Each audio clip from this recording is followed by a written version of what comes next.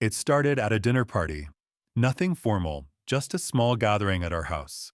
A few of her friends, a couple bottles of wine, takeout boxes scattered across the table. I'd been working all week, long hours, exhausted, but I wanted to make her happy. She'd been asking to host for months, so I cleaned the house, set everything up, even poured the wine when they arrived. For a while, it felt good. Laughter filled the room, glasses clinked, the kind of atmosphere that makes you forget the weight of everyday life. Until the conversation shifted. One of her friends, Lena, leaned back in her chair and smirked at me. "You're such a safe guy, you know that?" The table chuckled. I forced a smile. Safe isn't the worst thing to be. But another chimed in. "No, she's right. You're like reliable, predictable. Like a walking to-do list." The laughter grew louder. And then, the worst part, my wife. She didn't defend me, didn't stop them. She laughed. Not nervously, not politely. A real laugh. The kind that shakes your shoulders. I sat there, the sound echoing in my ears, my smile frozen in place while the people at the table joked at my expense. The rest of the night blurred. I served more wine, cleaned up plates, nodded along while they chatted. But inside, something was breaking. It wasn't the jokes. I could handle jokes. It was her laugh. Because your partner is supposed to be the one who has your back. The one who defends you when the world mocks. And instead, mine joined in. After everyone left, she didn't even notice the silence. She scrolled through her phone while I washed dishes, humming to herself like nothing had happened. But for me, everything had. Because that night, I realized something. If she could laugh at me so easily in front of her friends, maybe she thought that's all I was good for. Convenient. Predictable. A joke. And maybe it was time I showed her who I really was. Not with words. Not with anger. But with action. Because one thing was certain, she wouldn't be laughing for long. The morning after the dinner party, I woke up early. Normally, I'd bring her coffee, kiss her forehead, make some joke about the night before. This time, I didn't. I showered, dressed, and left without a word. When she finally texted me mid-morning, "No coffee today?" I replied simply, "Didn't have time." Short. Cold. Different. That became the new normal. I didn't bring her coffee anymore. I didn't clear her plate at dinner. I didn't stay up to watch shows I didn't care about just to keep her company. I wasn't cruel. I wasn't angry. I was just absent. And for the first time, she noticed what my presence had really meant. She brought it up one night, sitting across from me at dinner. "You've been quiet lately," she said, her fork barely touching her food. I looked at her, calm. "Just trying not to embarrass you in front of your friends again." Her face froze. She set the fork down, her voice softer. "That's not what I meant." But it was. We both knew it. Meanwhile, I started preparing. I opened a separate bank account.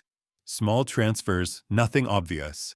I rented a storage unit and began moving things into it, tools, clothes, old keepsakes. She didn't notice. She never noticed. And I started working on myself again, hours at the gym, reconnecting with old friends, finding hobbies I hadn't touched in years. Piece by piece, I was building a version of myself she wouldn't recognize. A version that didn't need her. The irony? The more I pulled away, the harder she tried. She started cooking more often. She dressed up just to sit around the house. She even reached for my hand one night while we were watching TV. But it didn't matter. Because once you've been laughed at by the person who's supposed to defend you, every smile feels fake. Her gestures weren't love. They were fear.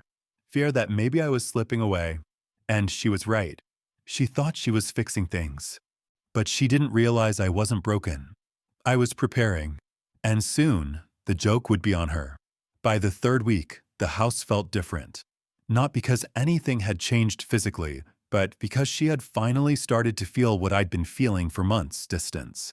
The same distance she created the moment she laughed with her friends at my expense.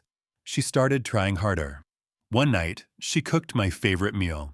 Set the table with candles, poured wine, smiled nervously across at me. I ate quietly, thanked her, and then went out to the garage. Her smile faded before the dishes were even cleared. The next week, she tried again. "Want to go out this weekend?" Just us? She asked, her voice too light, too careful. I looked at her for a long moment before answering. Wouldn't want to bore you. Her face froze. She blinked, searching for words, but none came. Meanwhile, I was finishing my preparations. The storage unit was nearly full, my clothes, books, tools, keepsakes, everything that mattered to me. The separate account had grown strong enough to carry me on my own, and the lease on a new apartment was signed, the keys already in my pocket. I wasn't hesitating anymore. I wasn't waiting. I was ready. Her attempts grew frantic. She put her phone away during dinner, face up on the counter, like she wanted to prove she had nothing to hide. She dressed up around the house again, makeup and perfume even when we weren't going anywhere. One night, she curled into me in bed for the first time in months, whispering, "I don't want to lose us." I stared at the ceiling silent. Because the truth was, she already had. The irony was bitter. The woman who once laughed at me in front of her friends was now clinging to me in private, terrified of losing me. But my silence was louder than her gestures, because I knew something she didn't. Her regret had already begun, and soon it was going to be permanent. It happened on a Saturday night.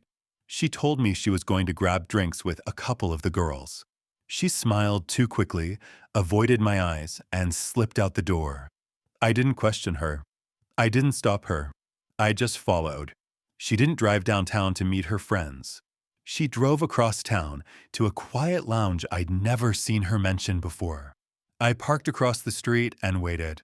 10 minutes later, a man walked in. He spotted her immediately, and the way she lit up told me everything I needed to know. Her smile wasn't polite. It wasn't nervous.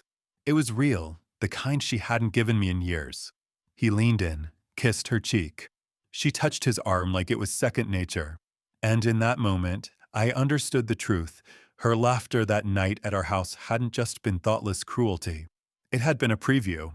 Because when her friends mocked me, she wasn't defending me. She was already betraying me. I didn't storm in. Didn't cause a scene. That would have made me the fool she painted me as. Instead, I drove home. Calm. Cold. Finished. And I acted.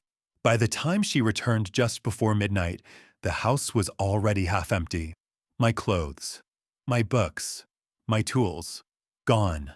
My side of the closet bare, the garage shelves cleared. On the kitchen table sat an envelope. Inside were the signed divorce papers. And a note, just one line in my handwriting. You laughed when they mocked me. Let's see if you're laughing now. I imagined she stood there, staring at the empty spaces, realizing too late what she had done. That her public mockery had been the beginning of the end. That her laughter had cost her more than she ever expected. And that the man she dismissed as a joke had been planning the one thing she never thought possible: to leave.